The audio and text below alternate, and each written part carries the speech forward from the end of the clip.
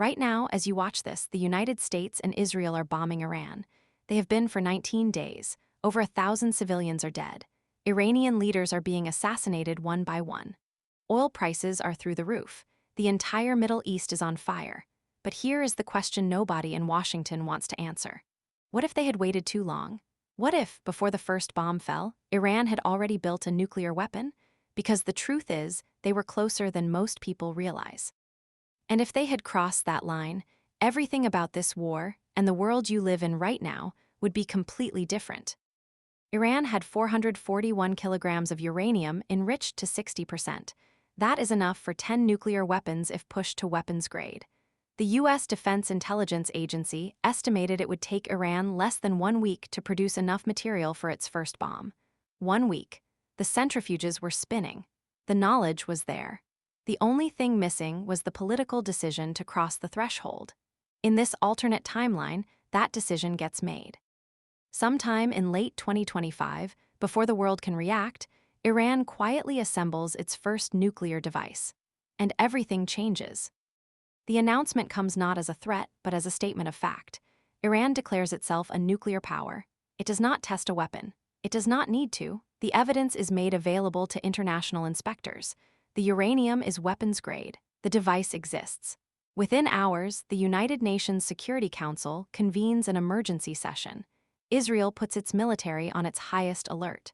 The Pentagon moves carrier groups into position. But here is the critical difference. Nobody strikes, because the calculus has fundamentally changed. Attacking a nuclear-armed nation is not the same as attacking one that might someday become nuclear. The entire playbook is torn up overnight. The reason is simple and terrifying. You cannot invade or bomb a country that can retaliate with nuclear weapons. This is the lesson of the Cold War. This is why no one attacks North Korea despite decades of threats. This is why Pakistan and India posture but never cross the line. The doctrine is called mutually assured destruction, and it works. Iran with a nuclear weapon is untouchable. Every military plan the United States and Israel had prepared, the bunker busters, the cyber attacks, the targeted assassinations, all of it becomes irrelevant. Because the response to any strike could be a mushroom cloud over Tel Aviv. And no one is willing to roll that dice. But here is the part that most people miss. A nuclear bomb does not protect the Iranian people. It protects the Iranian regime. The same government that executed protesters after the Woman, Life, Freedom movement. The same government that forces women to cover their hair or face prison. The same government that has jailed journalists, tortured dissidents, and crushed every democratic movement for 45 years. With nuclear weapons, this regime becomes permanent. No outside power can pressure them. No sanctions can bite hard enough. No coalition can threaten military action. The Islamic Republic, with all of its brutality, gets a shield that makes it untouchable, not just from foreign armies, but from its own people's hope for change. Right now, across the planet, millions of people are marching for a free Iran. From LA to London to Berlin, the Iranian diaspora and their allies are demanding democracy, human rights, and an end to theocratic rule. In our timeline, there is at least the possibility that this regime falls, that the pressure of war, sanctions, and internal resistance breaks it apart.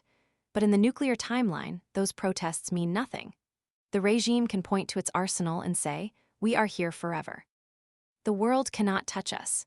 And every Iranian who dreamed of a free country would watch that dream die, not because of a bomb dropped on them, but because of a bomb built by the people who oppress them.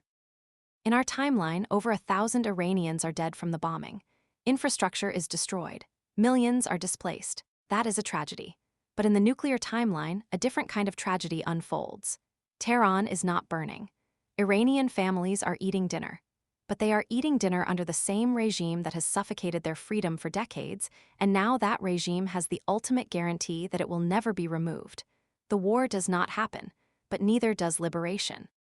The Iranian people are safe from foreign bombs, but they are trapped by their own government, with no way out and no one coming to help. And the consequences do not stop at Iran's borders.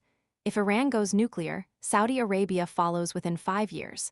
They have the money, the motivation, and the Pakistani connection to make it happen. Turkey would not be far behind. Egypt would restart its program.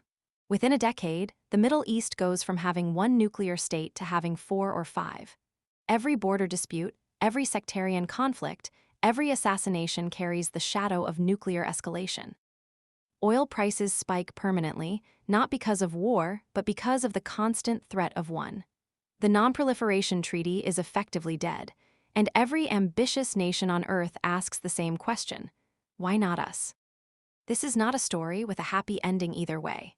In our timeline, Iran is being bombed and innocent people are dying. In the nuclear timeline, nobody dies in a war, but 70 million Iranians live under a dictatorship that can never be challenged. The millions marching for freedom around the world would be marching against a wall that cannot be broken. The real question this thought experiment forces us to ask is not whether Iran should have built the bomb. It is whether there was ever a path that led to both peace and freedom for the Iranian people. Because the uncomfortable truth is that the bomb would have stopped the war, but it also would have killed the revolution. And for millions of Iranians who have been fighting for decades to be free, that might be the worst outcome of all.